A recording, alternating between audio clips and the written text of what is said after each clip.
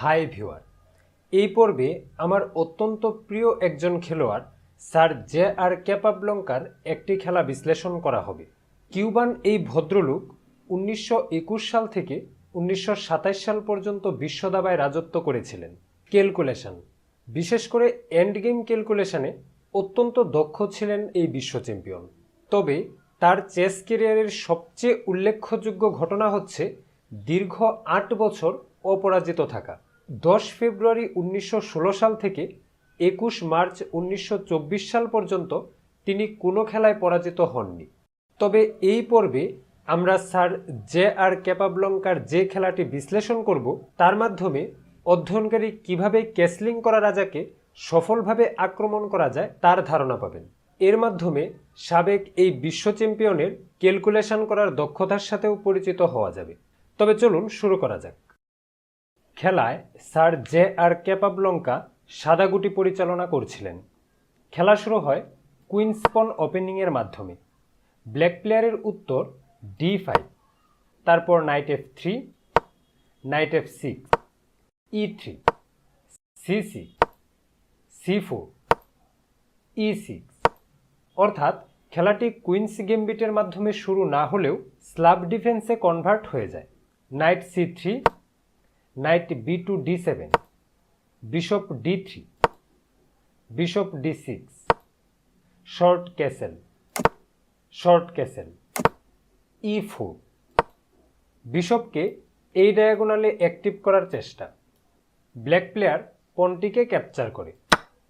তারপর night capture E4, night capture E4, bishop capture E4, night F6, বিশপের উপর আক্রমণ, bishop C2।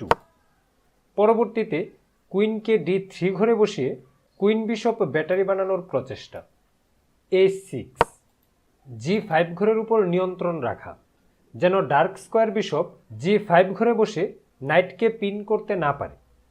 B3, বিশপকে A1 two H8 ডায়াগোনালে develop করার চেষ্টা। B6, black প্লেয়ারও light square বিশপকে develop করার চেষ্টা করে। Bishop B2, bishop B7, queen D3। লক্ষ্য করুন, হোয়াইট প্লেয়ার তার প্রায় সকল গুটি অ্যাক্টিভ করে ফেলেছে। G6, এটিই ছিল ব্ল্যাক প্লেয়ারের প্রথম ভুল।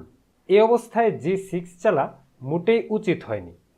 G6 পন পুশ করার মাধ্যমে F7 পন অত্যন্ত দুর্বল হয়ে যায়।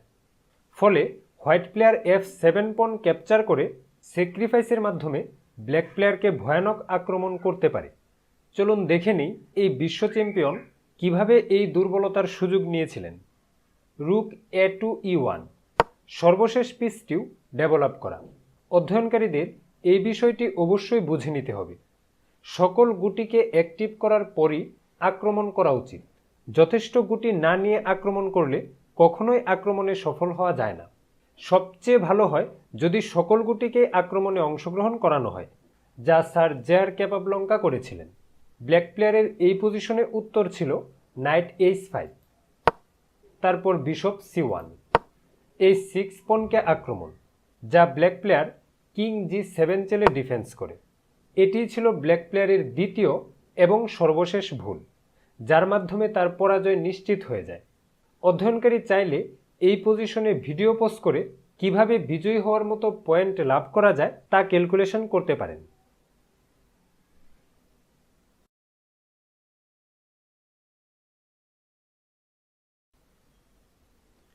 ওকে, সঠিক উত্তর হচ্ছে রুক ক্যাপচার E6। ব্রিলিয়েন্ট।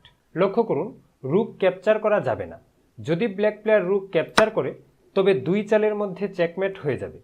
প্রথমে queen capture G6 check, king H8 একমাত্র চাল, তারপর কুইন H7 চেকমেট। আর তাই ব্ল্যাক প্লেয়ার রুক ক্যাপচার না করে নাইট দিয়ে ডিফেন্স করে, কেননা পরের চালে রুক দিয়ে G6 পনকে ক্যাপচার করে আবার চেকমেট দেওয়ার থ্রেট দেয়া যায়। নাইট F6, নাইট E5, নাইটকেও আক্রমণে নিয়ে আসা হয়েছে। ব্ল্যাক প্লেয়ারের উচিত ছিল বিশপের বিনিময়ে নাইটকে ক্যাপচার করে নেয়া, কিন্তু ব্ল্যাক প্লেয়ার এই দিকে মনোযোগ না দিয়ে C5 চালে। এবার হোয়াইট প্লেয়ার পন ক্যাপচার করে চেক দেয়। ব্ল্যাক প্লেয়ারের পরাজয় নিশ্চিতই ছিল, তবে ব্ল্যাক প্লেয়ার বিশপ অ্যাকসেপ্ট করে দ্রুত পরাজয় বরণ করে নেয়। চাইলে অধ্যয়নকারী এখান থেকে কিভাবে 2 চালে চেকমেটে দেওয়া যায় সে লাইনটি খুঁজতে পারেন।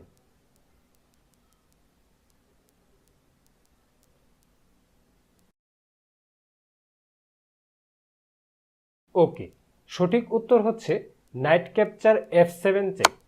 পরের চালে কুইন দিয়ে চেকমেট দেওয়ার থ্রেট, অর্থাৎ নাইট ক্যাপচার করলে চেকমেট হয়ে যাবে।